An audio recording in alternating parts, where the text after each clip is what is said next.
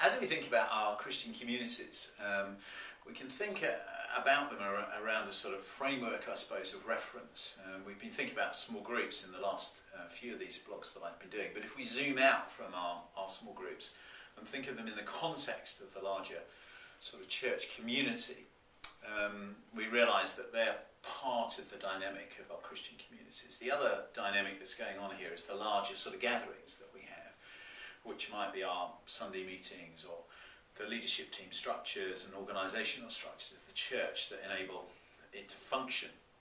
And small groups are sort of part of that. I think they're a really important part, as you'll have picked up if you've watched the previous blogs. But how do they fit in that setting? How do they connect together? And my friend Bill Beckham, who's written a lot about small groups and church life, he himself was a church planter in Thailand for about 17 years, and has thought a lot about the church and how it functions and how it works. He has this idea of connecting the character, the heart of God, with the way that we do church, which I think is really helpful, and suggests that actually our small groups sort of really draw us into an intimate space and connect us with the intimacy of God, his immanence, his presence with us. And the large group gathering we can think of as being connecting a bit more with him as a transcendent God, the God who oversees, the God who's the creator and initiator and sustainer of all things. And I think it's a helpful picture, those two things, those two theological things, much like many of our theological ideas are in tension with each other. God is both transcendent and immanent. And those two spaces need to be part of our Christian communities. I love a way that you could sort of think about this, certainly from a scriptural point of view, is Moses going up the mountain, meeting God in his transcendence, receiving the law, coming down from the cloud with his face shining, all that sort of stuff. But then also him meeting God in the tent of meeting, a very intimate space at the foot of the mountain.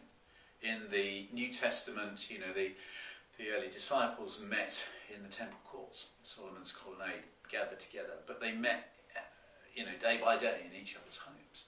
And the New Testament church met in that small intimate space in households. So we see both of these things going on, and it's good for us to have both of those things in our minds. So the transcendence and the immanence. Not that we would exclusively only meet God in his transcendence in our larger gathering, that can happen in a small group, and equally we can meet God in his immanence in a larger setting, but often it's more appropriate for those to be in those different spaces, and I think brings a validity to the small, and gives a theological focus for it, which I think is really, really helpful. So hopefully that just brings a bit of a balance. Bill describes these as two wings of the church, and uses that illustration intentionally to conjure up the idea of a bird flying. And when both of these wings are flapping together, the small group wing and the large group wing, then this bird can fly, can soar up, do the bidding of God in heaven and down over the earth and bring his kingdom in. So I think that's a wonderful picture of this bird soaring and flying together. And of course, if you just pay attention to one of those wings, then the bird can't fly. The one-winged church, as Bill says, just stays grounded. It needs both of those things to be in place. The small group's functioning well and having life and energy, and the large group gathering doing the same. So hopefully that's helpful as a way of thinking about how these two things connect.